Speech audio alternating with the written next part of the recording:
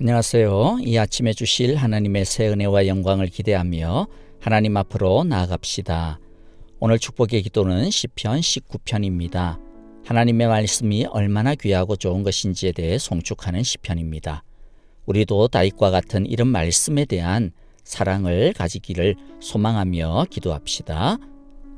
여호와의 율법은 완전하여 영혼을 소생시키고 여호와의 증거는 확실하여 어리석은 사람을 지혜롭게 하며 여호와의 교훈은 정확하여 마음을 기쁘게 하고 여호와의 계명은 순수하여 눈을 밝게 한다.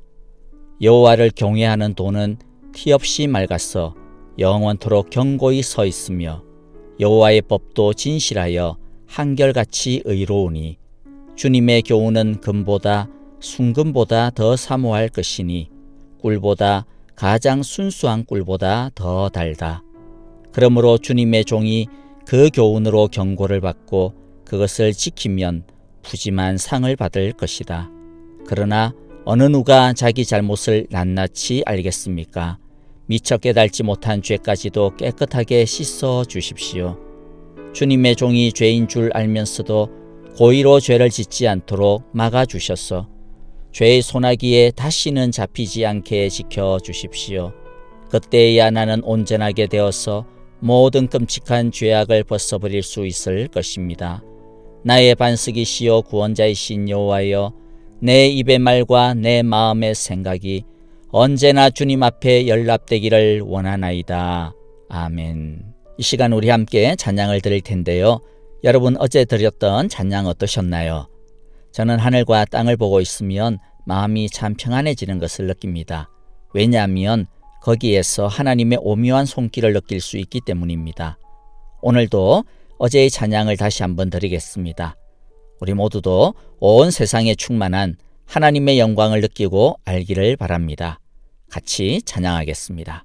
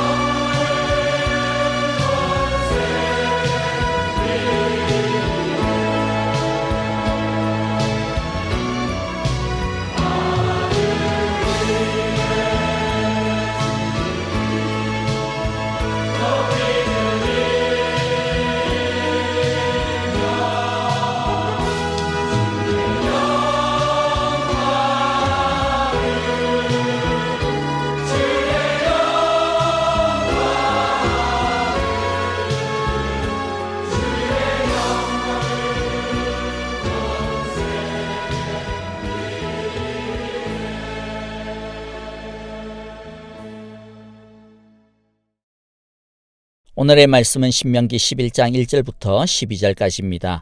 제가 먼저 1절을 읽겠습니다. 그러므로 내 하나님 여호와를 사랑하여 그가 주신 책무와 법도와 규례와 명령을 항상 지켜라.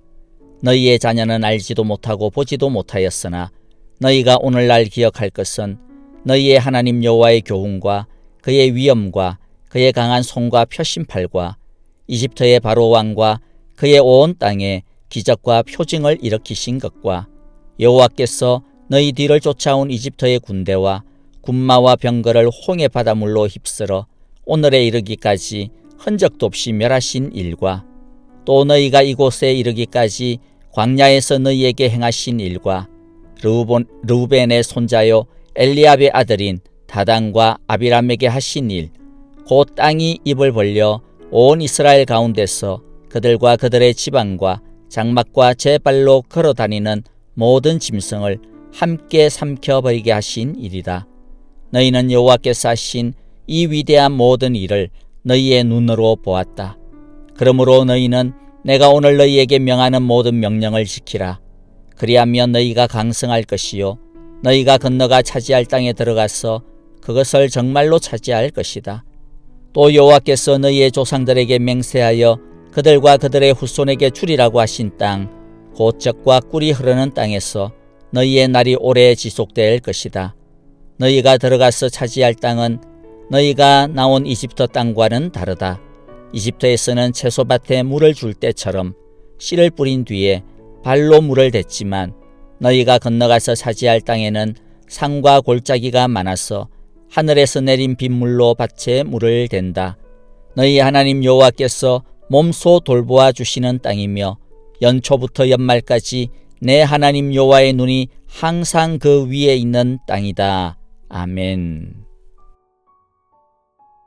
하나님은 순종하는 것이 행복의 길이라는 모든 논증을 마친 다음 1절에서 다시 하나님을 사랑하고 순종하는 삶으로 부르십니다. 1절을 우리가 좀 읽어볼 필요가 있는데요. 그러므로 내 하나님 여호와를 사랑하여 그가 주신 책무와 법도와 규례와 명령을 항상 지켜라. 자, 사랑하여 항상 지키라고 합니다. 하나님의 말씀에 순종하는데 그 순종의 힘, 이유가 무엇입니까? 하나님을 사랑하는 것. 사랑에서 저절로 우러러 나오는 순종이 진짜 순종이고 그럴 때에만 순종할 수 있다라는 것입니다. 그래서 오늘은 사랑과 이 순종의 관계에 집중해서 말씀을 나누고자 합니다. 먼저 우리가 흔히 하기 쉬운 순종의 3가지 잘못된 태도를 좀 보아야겠는데요. 자, 이렇게 하시면 안 됩니다. 자, 첫 번째는 하나님을 무서워서 벌받기 싫어서 손해볼까봐 벌벌 떨면서 순종하는 것입니다. 이것은 오직 하나님을 너무 멀게만 느끼기 때문이죠. 아직 하나님의 크신 은혜와 사랑, 긍휼과 자비하심을 잘 모르고 있어서 나오는 태도일 겁니다. 이런 사람은 좀 더 자신에 대해 잘 이해할 필요가 있고요. 무엇보다도 우리의 연약함과 무익함에도 불구하고 끝까지 사랑해 주시는 하나님의 자비와 사랑을 시급히 더 깊이 알아야 할 것입니다. 둘째는 하나님과 거래와 협상을 하면서 순종하는 것입니다. 즉, 하나님 내가 이렇게 할 테니까 나중에 저한테 좀 보상해 주세요. 저한테 나중에 이런 거 주세요 라고 하는 태도입니다. 이것은 정말로 말이 안 되는 것이죠. 여러분들도 잘 느끼시리라고 생각합니다. 그래서 더 많은 설명은 하지는 않겠습니다. 하나님과 거래하거나 협상하는 순종, 그것은 잘못된 것입니다. 셋째는 상을 바라고 순종하는 것입니다. 둘째하고 조금 비슷하기는 한데요. 자, 이것은 주객이 전도된 목적이 뒤바뀐 모습입니다. 물론 하나님은 순종하는 자들에게 대해 상을 약속하셨습니다. 기대하라고도 하셨습니다. 하지만 하나님은 그 상을 순종의 조건으로 내거신 적은 없습니다. 상 때문에 순종하는 것은 마치 어떤 사람을 사랑하는데 그 사람 자체를 사랑하는 것이 아니라 그 사람과 결혼했을 때 얻어질 대가를 바라보고 저 사람 사랑해야 되겠구나 라고 마음 먹는 것과 같은 것이겠죠. 사랑하니까 그 결과 절로 따라오는 것과 아예 처음부터 그 결과를 목적으로 삼고 그 사람을 사랑하는 것은 모양은 비슷할지 몰라도 동기와 목적은 완전히 다른 것이죠. 그러면 하나님이 순종하는 사람에게 주시는 상을 우리는 어떻게 이해해야 바른 것일까요? 그 상은 순종에 따르는 하나님의 선물입니다. 하나님이 우리에게 주시는 상은 은혜의 선물입니다. 결코 우리가 그 상을 받을 만한 일을 했기 때문에, 자격이 있기 때문에 받는 것이 아닙니다. 이것을 잘 설명해 주는 예수님의 유명한 비유가 있는데요.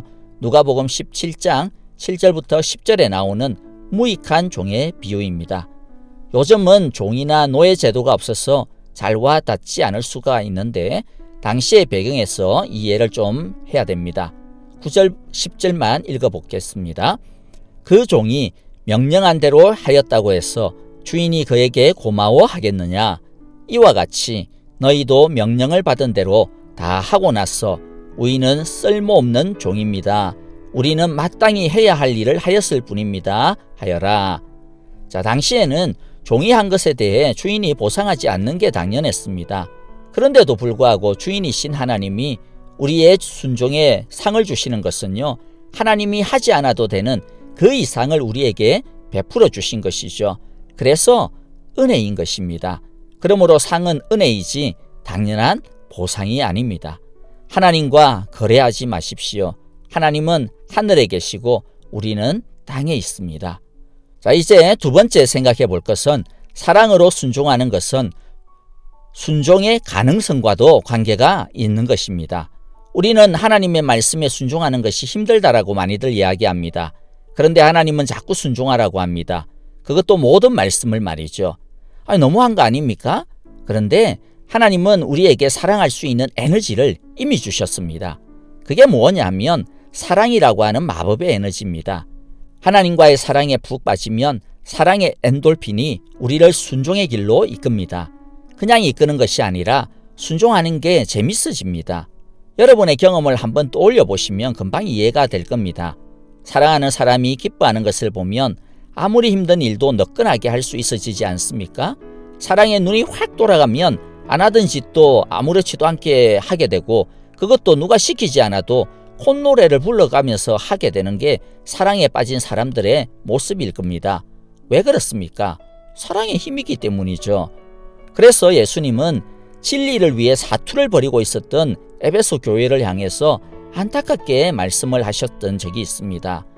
야, 너희들이 진리를 위해 싸우는 것은 참 잘하고 고맙고 좋은 건데, 수고하고 인내하고 고난까지 견뎌내는 것은 정말로 멋진 일이기는 하다마는, 그런데 야, 그런 일을 하면서 왜 그렇게 인상을 써가면서 하니? 왜 그렇게 발악을 하면서 그렇게 힘들게 하니? 그러면서 무엇 때문에 그들이 이렇게 힘들어하고 있다라고 말씀합니까? 4절에 보니까 내가 처음 사랑을 버린 것이다 이야기합니다. 사랑 없이 하니까 악과 독밖에 안 남게 된 것이죠. 그래서 주님은 처음 사랑을 회복하라고 간곡히 명하고 계십니다. 순종하려고 애쓰지 마시고 먼저 하나님과 사랑을 나누는 것에, 하나님을 사랑하는 것에, 하나님의 사랑을 받고 누리는 것에 애를 쓰십시오. 사랑이 먼저입니다. 자, 마지막으로 사랑할 수 있다라고 하는 것은요, 인격적 소통, 관계가 가능하다라는 뜻이 아닙니까? 그래서 사실 롱디 커플들이 좀 힘들어 하거든요. 왜냐하면 이 기본적인 것에 제약이 많이 있으니까요. 자, 그런데 하나님이 우리 보고 사랑하라고 하는 말은 우리와 하나님 사이에 얼마든지 지금 아주 친밀한 인격적 관계와 소통이 가능하다라는 뜻입니다. 하나님과 우리는 롱디 커플이 아니라 정말로 가까이 있는 커플이라는 거죠. 사랑이 강해지려면 언제나 지금 강한 소통과 친밀한 교제가 있어야 한다는 것은 상식입니다. 사랑은 단순히 과거의 추억이 아닙니다. 부부가 연애 시절의 사진첩만 맨날 펴놓고 사랑했다라고 말하지 않지 않습니까? 또한 미래에 대한 기대만을 이야기하는 것도 아니지 않습니까? 사랑은 과거와 미래를 관통하는 것입니다마는 사랑은 결국 지금이 중요합니다. 오늘 본문의 흐름을 한번 잘 보십시오. 2절부터 7절은요, 과거 40년간의 하나님과 이스라엘 간의 사랑의 추억의 이야기입니다. 하나님은 좋은 기억과 안 좋은 아픔도 같이 말씀합니다. 출애굽이나 홍해 사건, 그리고 직전의 전쟁에서의 승리와 같은 좋은 일들을 통해서도 하나님과의 사랑이 자라났지만은 이들의 실패로 인한 부끄러운 일도 하나님과의 사랑을 키우는데 나름의 역할을 했습니다. 실패의 사건을 통해서 그들은 하나님의 거룩하심과 더불어 하나님의 자비하심과 긍휼하심을 동시에 경험하고 하나님을 알아가게 되었던 것이죠. 자, 그리고 하나님은요, 미래에 대한 소망과 약속도 이스라엘과 나눕니다. 8절 후반부터 12절까지의 내용인데요. 마치 우리가 가정을 꾸려나가면서 서로가 미래에 대해 설계하는 것과 같은 모습입니다. 자, 그런데 이 과거와 미래를 잇는 것이 무엇입니까? 바로 현재의 사랑의 헌신입니다. 8절 앞부분에 보니까 그러므로 너희는 내가 오늘 너희에게 명하는 모든 명령을 지켜라. 오늘 하는 것이죠. 오늘, 지금. 우리가 하나님과의 사귐, 사랑이 가능한 이유가 뭘까요? 12절을 읽어볼게요. 너희 하나님 여호와께서 몸소 돌보아 주시는 땅이며 연초부터 연말까지 내 하나님 여호와의 눈이 항상 그 위에 있는 땅이다. 무슨 말입니까? 하나님께서는 저 멀리 위에만 계신 분이 아니라 지금 우리 위에서 항상 우리의 부름을 기다리고 계신다라는 것이죠. 하나님은 이스라엘이 우리가 항상 하나님을 가까이 해야 한다는 것을 강조하기 위해서 가나안의 지리적인 특성을 가지고 10절부터 11절까지 설명을 해주시는데요. 자, 이집트 땅은 나일강의 주기적인 홍수에 기대어서 농사를 지었습니다. 그래서 아무리 메말라도 사실 풍성한 나일강으로부터 광계 수로를 연결해서 물을 댑니다. 그래서 이집트는 하늘이 아니라 강을 쳐다보며 삽니다. 그러나 가나안 땅은 봄, 가을로 내리는 하늘의 비에 의하여서 농사를 짓습니다. 철저하게 하늘에 의지해야 하는 땅인 거죠. 하나님은 그런 상황을 비유하여 자기를 언제나 찾아야 하고 또 찾으면 만날 수 있다라고 12절에서 강조해주고 계신 것입니다. 이게 꼭 이스라엘 가나안적인 삶만 그런 것이 아니죠. 예수를 모시게 되어지면 삶의 패턴이 완전히 달라지는 것과 동일합니다. 이전처럼 자신의 손과 발의 힘을 믿고 또 땅과 강, 즉 세상이 가져다주는 풍요에만 기대어 살았던 인생에서 이제는 하나님을 절대적으로 신뢰하고 바라보며 살아가는 인생으로 바뀐 것입니다. 그리스도인이 되었는데도 하늘 즉 하나님이 아니라 자꾸만 강과 땅, 자기 손발만 쳐다보면 결코 살 수가 없습니다. 우리는 아래가 아니라 위를 보며 살아야 합니다. 위로부터 오는 은혜와 사랑과 능력과 평안으로 살아야 합니다. 다시 기억합시다. 사랑하면 순종할 수 있습니다. 순종하려고 용쓰지 마시고 사랑하십시오. 하나님은 자기를 찾는 자를 찾고 계십니다. 하나님은 사랑으로 순종의 길을 걷는 우리 앞에 계셔서 우리를 인도하시고 우리 뒤에 계셔서 우리가 기대고 쉴 수 있는 버팀목이 되어주시고 우리 곁에 계셔서 지친 우리의 손을 꼭 붙잡고 격려하시며 함께 동행하십니다. 우리 안에 계셔서 은밀한 우리의 속내를 미리 아시고 예비하시며 하나님은 우리 밑에 계셔서 우리가 넘어지려고 할 때 우리를 일으켜 주시고 또한 우리 위에 계셔서 낮에는 구름 기둥으로 밤에는 불 기둥으로 우리를 덮어주고 계십니다. 이 시간 우리 함께 주기도문으로 기도하겠습니다. 하늘에 계신 우리 아버지, 아버지의 이름을 거룩하게 하시며 아버지의 나라가 오게 하시며 아버지의 뜻이 하늘에서와 같이 땅에서도 이루어지게 하소서. 오늘 우리에게 일용할 양식을 주시고 우리가 우리에게 잘못한 사람을 용서하여 준 것 같이 우리 죄를 용서하여 주시고 우리를 시험에 빠지지 않게 하시고 악에서 구하소서. 나라와 권능과 영광이 영원히 아버지의 것입니다. 아멘. 이제 우리 찬양과 더불어 기도하시겠습니다. 오늘 말씀을 가지고 결단하며 기도합시다. 요즘이야말로 하나님께 집중할 수 있는 절호의 찬스가 아니겠습니까? 하나님과의 사랑이 불타오르게 하소서라고 기도합시다. 가정과 일터 교회를 보호하시고 일터와 교회의 문이 속히 회복되고 열려지기를 기도하시고요. 선교사님과 가정, 사역을 보호해달라고 기도합시다. 특별히 의료진들에게 건강과 힘과 지혜를 부어주시기를 기도합시다.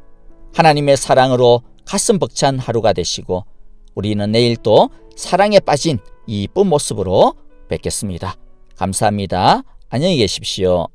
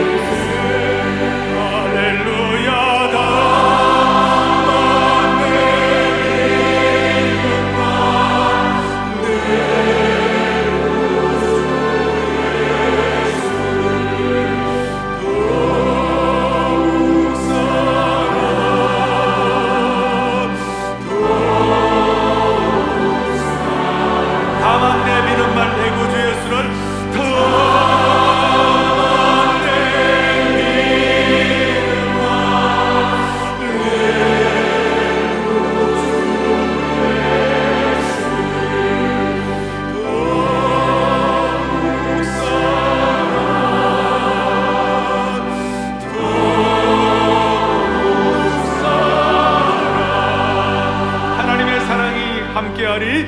하나님의 사랑이 영원히 함께하리. 십자가의 길을 걷는 자에게 순교자의 삶을 사느니 순교자의 삶을 사는 이에게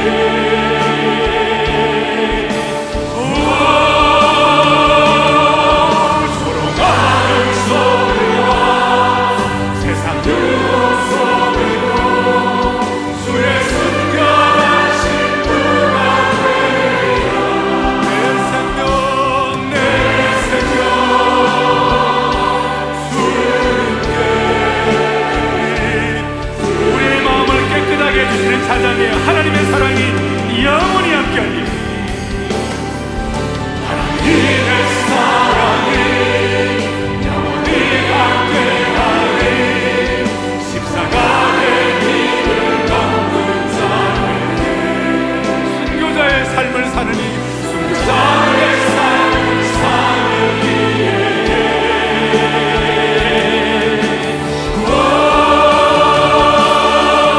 주롱하는 소리와 세상 유혹 속에도 주의 순결하신 분과 되리. 우리의 신앙 고백으로 내 생명 내 생명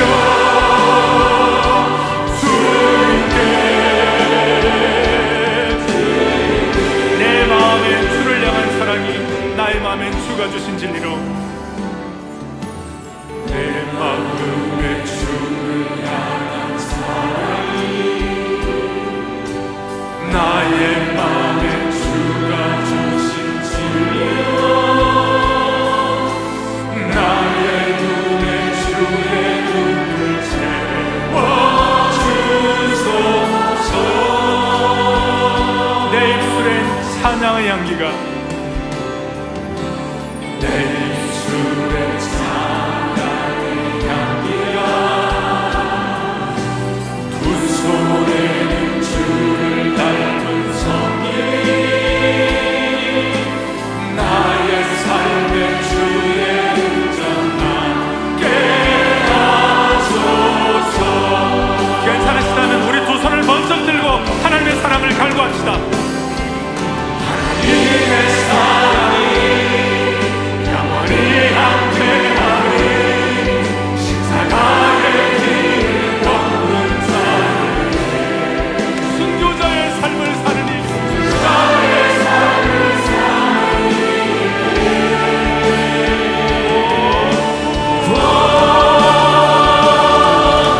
조롱하는 소리와 세상 유혹 속에도 주의 순결하신 분과 되리라.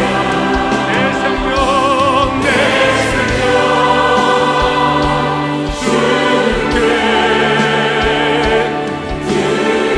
조롱하는 소리와 세상 유혹 속에도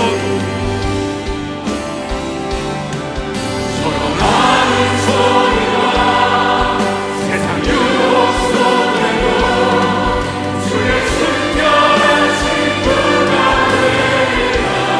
내 생명 내 생명 주님께 내 사랑 주님께 드리리. 내 사랑 주님께 내 사랑 주님께 내 사랑 주 내 사랑 주님께 내 사랑 주 다시 한번 내 사랑 주님께 내 사랑 주님께